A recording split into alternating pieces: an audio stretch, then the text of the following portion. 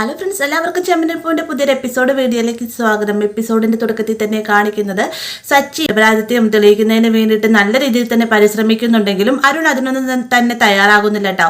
അരുൺ മനഃപൂർവ്വം തന്നെ ഉപദ്രവിക്കാൻ ശ്രമിക്കുകയായിരുന്നു എന്ന രീതിക്കൊക്കെ സംസാരിക്കുന്ന സമയത്ത് രേവതി കൈയൊടിഞ്ഞ പോലീസുകാരോടായിട്ട് പറയുന്നുണ്ട്, സാറെങ്കിലും സത്യം പറ, സത്യം പറഞ്ഞാൽ മാത്രമേ ഇപ്പോൾ ഇവിടെ തെളിവ് ഇവിടെ എന്തെങ്കിലും ഒരു മൂല്യം ഉണ്ടാവുകയുള്ളൂ. ഇവിടെയുള്ള കുറച്ച് പോലീസുകാർക്ക് സത്യങ്ങളെല്ലാം തന്നെ അറിയാം. ആ കൂട്ടത്തിൽ സാറുമില്ല, സാറെങ്കിലും ഒന്ന് ഞങ്ങളെ സഹായിക്കുന്നൊക്കെ പറയുന്നുണ്ടെങ്കിലും അരുണെ നോക്കുന്ന സമയത്ത് അരുൺ വേണ്ട എന്ന രീതിക്ക് കണ്ണുകൊണ്ട് കാണിക്കുന്നില്ല. അതുകൊണ്ട് തന്നെ ആ പോലീസുകാരനൊന്നും തന്നെ പറയുന്നില്ല കേട്ടോ. പെട്ടെന്ന് തന്നെ SI പറയുന്നത് താനൊരു സത്യസന്ധനായിട്ടുള്ള പോലീസുകാരനല്ല, അതുകൊണ്ട് തന്നെ താൻ സത്യം മാത്രമേ പറയുമെന്നാണ് എൻ്റെ വിശ്വാസം.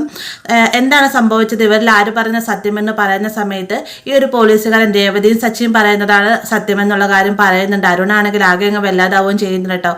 ആ ഒരു സമയം തന്നെ SI വന്നതിന് ശേഷം അരുൺ ഒരുപാട് ശകാരിക്കുന്നുണ്ട്. നിന്റെ ഈ സ്ഥാനമാനങ്ങളെല്ലാം തന്നെ ദുരുപയോഗം ചെയ്യുകയായിരുന്നല്ലേ അരുൺ, നിനക്ക് ഇതിനുള്ള സസ്പെൻഷൻ ഓർഡർ ഉടനെ തന്നെ കിട്ടുന്നതായിരിക്കും, അതെല്ലാം തന്നെ ഹെഡ് ഓഫീസിൽ നിന്ന് വരുന്നതായിരിക്കും എന്നൊക്കെ പറയുമ്പോഴത്തേക്കും അരുൺ ആകെ അങ്ങ് വല്ലാണ്ടാവുന്നുണ്ട്. അരുൺ തൻ്റെ ന്യായങ്ങൾ നിർത്തിക്കൊണ്ട് സംസാരിക്കാൻ ശ്രമിക്കുന്നുണ്ടെങ്കിൽ അതൊന്നും കേൾക്കാതെ തന്നെ SI സച്ചിയോട് രേവതിയോട്ട് പറയുന്നുണ്ട്, നിങ്ങൾ എപ്പോഴെങ്കിലും ഈ ഒരു കാര്യം പറഞ്ഞത് നന്നായി, ഈ ഒരു കേസ് കോടതിയിലേക്ക് ചെന്നിരുന്നെങ്കിൽ എനിക്കും കൂടെ നാണക്കേടായേനെ എന്നൊക്കെ പറയണം. അങ്ങനെ SI പോയിന്റ് തൊട്ട് പിന്നാലെ തന്നെ സച്ചി അരുണിൻ്റെ അടുത്ത് വന്നതിന് ശേഷം പറയുകയാണ്, എന്ന് സത്യം മാത്രമേ ജയിക്കുകയുള്ളൂ, അത് നിങ്ങൾ ഇനിയെങ്കിലും മനസ്സിലാക്കിയെന്ന സത്യം എൻ്റെ ഭാഗത്തായിരുന്നു, അതുകൊണ്ടാണ് ഞാൻ വിജയിച്ചത് എന്നൊക്കെ പറഞ്ഞിട്ട് സച്ചി നിൽക്കുന്ന സമയത്താണ് പോലീസുകാരൻ സച്ചിനെ താക്കോലും അതുപോലെ തന്നെ ലൈസൻസൊക്കെ തിരികെ മേടിക്കാനായിട്ട് വിളിക്കുന്നുണ്ട്.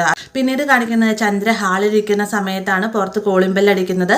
ആ ഒരു സമയം തന്നെ ഈ ഒരു സൗണ്ട് കേട്ടുകൊണ്ട് സുധിയും രവിയും അങ്ങോട്ടേക്ക് വരുന്നുണ്ട്. അതിനുശേഷം രവി ചോദിക്കുകയാണെങ്കിൽ കോളിംഗ് ബെൽ അടിക്കുന്ന കേട്ടില്ല ചന്ദ്ര, അത് ആരാണെന്ന് നോക്കുക എന്ന് പറയുകയും ചന്ദ്ര ഒരു മടിയോട് കൂടി തന്നെ ഡോറ് തുറക്കുന്ന സമയത്താണ് സച്ചിയെ രേവതിയെ കാണുന്നത് കേട്ടോ. പെട്ടെന്ന് തന്നെ രേവതി പറയുന്നുണ്ട്, അമ്മ ഇങ്ങോട്ട് വരുന്നത്, അമ്മരെ കൊണ്ടുവരില്ല എന്ന്, എന്നെ കൊണ്ട് സാധിക്കില്ല എന്ന് പറഞ്ഞ കാര്യമാണ് ഇങ്ങോട്ടേക്ക് കൊണ്ടുവന്നിരിക്കുന്നത്. സച്ചിയുടെ വണ്ടി തിരികെ കിട്ടിയെന്ന് പറഞ്ഞുകൊണ്ട് ഈ ഒരു വണ്ടി കാണിക്കുമ്പോഴത്തേക്കും ഇവർക്ക് എല്ലാവർക്കും ഭയങ്കര അതിശയാവുന്നുണ്ട്.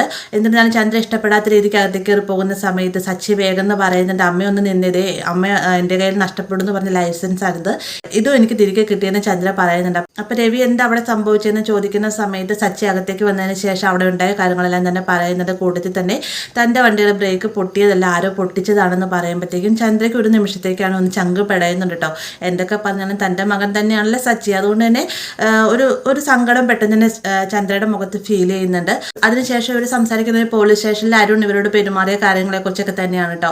പെട്ടെന്ന് തന്നെ രവി പറയുന്നുണ്ട്, അതൊക്കെ പൊട്ടി, വണ്ടിയുടെ ബ്രേക്ക് പൊട്ടിയെന്നത് ഒരു നോർമൽ ആയിരിക്കാം, പക്ഷേ ഈ ഒരു താക്കോലകത്ത് നിന്ന് ആരെങ്കിലും പുറത്തേക്ക് എടുത്ത് കൊടുക്കാതെ ഈ ഒരു വണ്ടിയുടെ ഡിക്കി തുറക്കാനോ ഈ ബ്രേക്ക് പൊട്ടിക്കാനോ ആർക്കും കഴിയില്ല, ആരായിരിക്കും ചെയ്തത് എന്ന് രവി ചോദിക്കുന്ന സമയത്ത് അതാണ് പോയിന്റ്, അത് തന്നെയാണ് ഞാനും അന്വേഷിക്കുന്നത്, ഈ വീട്ടിലുള്ള ആരോ തന്നെ എൻ്റെ ശത്രുവായി കാണുന്ന ആരെയോ സഹായിച്ചിട്ടുണ്ട് എന്ന് പറഞ്ഞുകൊണ്ട് ചന്ദ്രയെ നോക്കുന്ന സമയത്ത് ഞാൻ ആർക്കും അങ്ങനെ താക്കോൽ എടുത്തു കൊടുത്തിട്ടൊന്നുമില്ല സച്ചി, നിന്നോട് എനിക്ക് ദേഷ്യമുണ്ടെന്നുള്ളത് സത്യം തന്നെ, പക്ഷെ നീയും എൻ്റെ മകൻ തന്നെയല്ല, അതുകൊണ്ട് നിന്നെ കൊല്ലാനുള്ള അത്ര ക്രൂരതയൊന്നും ഞാൻ ചെയ്യുകയില്ല എന്ന് ചന്ദ്ര പറയുകയാണ്. പെട്ടെന്ന് തന്നെ സുധിയെ നോക്കുന്ന സമയത്ത് നീ എന്നെ പോലീസ് സ്റ്റേഷനിലേക്ക് പിടിച്ചു കൊടുത്താലും വേണ്ടില്ല, ഞാൻ ഇങ്ങനെ ഒരു ക്രൂരകൃത്യം ചെയ്തിട്ടില്ല എന്ന് സുധിയും പറയുന്നുണ്ട്.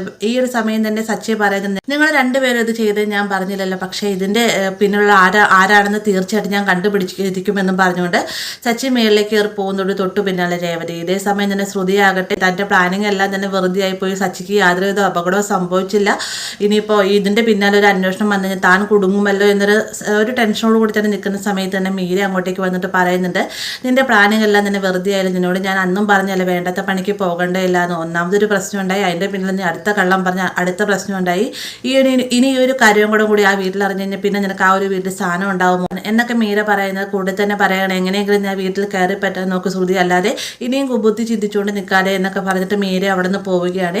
ശ്രുതിയാണെങ്കിൽ ഇനി എന്തായിരിക്കും സംഭവിക്കാൻ പോകുന്നത് എന്നുള്ളൊരു ടെൻഷനോട് കൂടി തന്നെ നിൽക്കുകയാണ്. പിന്നീട് കാണിക്കുന്ന രേവതിയാണ്. രേവതിക്ക് ഒരു 8 ലക്ഷം രൂപയുടെ ഒരു ഹാളിൻ്റെ ഒരു കല്യാണത്തിൻ്റെ വർക്ക് കിട്ടാണ്ട് ഈ ഒരു സമയം തന്നെയാണ് അങ്ങോട്ടേക്ക് ഇവരുടെ തന്നെ ഇതിൽ തന്നെ രേവതിക്ക് ഒരു പ്രതിനായിക ഉണ്ടല്ലോ, അവരുടെ പേര് ഞാൻ മറന്നുപോയിട്ടോ, അവരുടെ ഫോട്ടോ ഞാൻ സ്ക്രീനിൽ കാണിച്ചിട്ടുണ്ട്. അവരങ്ങോട്ടേക്ക് വരികയും അവർ പറയുന്നുണ്ട്, ഇത്ര ലക്ഷം രൂപയുടെ വർക്കൊന്നും ഇവർക്ക് കൊടുക്കേണ്ട കാര്യമുണ്ടോ, ഇവരൊക്കെ പുതിയ ആൾക്കാരല്ലേ, പുതിയ ആൾക്കാരെ കൊണ്ട് ഇതൊക്കെ ചെയ്യാൻ പറ്റുമോ എന്ന് രേവതിനെ കളിയാക്കുന്ന രീതിക്ക് സംസാരിക്കുന്ന സമയത്ത് പുതിയ ആൾക്കാർക്ക് സാധനം കൊടുക്കണ്ടേ, അവരും ഇതുപോലെ തന്നെ ചെറിയ ചെറിയ വർക്കുകൾ ചെയ്തിട്ടല്ലേ മുന്നോട്ട് വരുന്നത്. എന്തായാലും രേവതിയുടെ വർക്കുകൾ ഇവിടെ എല്ലാവർക്കും അതുപോലെ ആ കല്യാണ വീട്ടുകാർക്കും നന്നായിട്ട് ഇഷ്ടപ്പെട്ടിട്ടുണ്ട്, അതുകൊണ്ടാണ് ഈ ഒരു വർക്ക് രേവതിക്ക് കൊടുത്തതെന്ന് പറയുകയാണ്. ഇതൊക്കെ കേട്ടുകൊണ്ട് തനിക്കൊരു അടി കിട്ടിയ അവസ്ഥയിൽ നിൽക്കുകയാണ് കേട്ടോ ആ ഒരു രേവതിയുടെ പ്രതിനായിക. അവരുടെ പേരെന്താണെന്ന് നാളത്തെ എപ്പിസോഡ് തൊട്ട് ഞാൻ കൃത്യമായി തന്നെ പറയാമേ.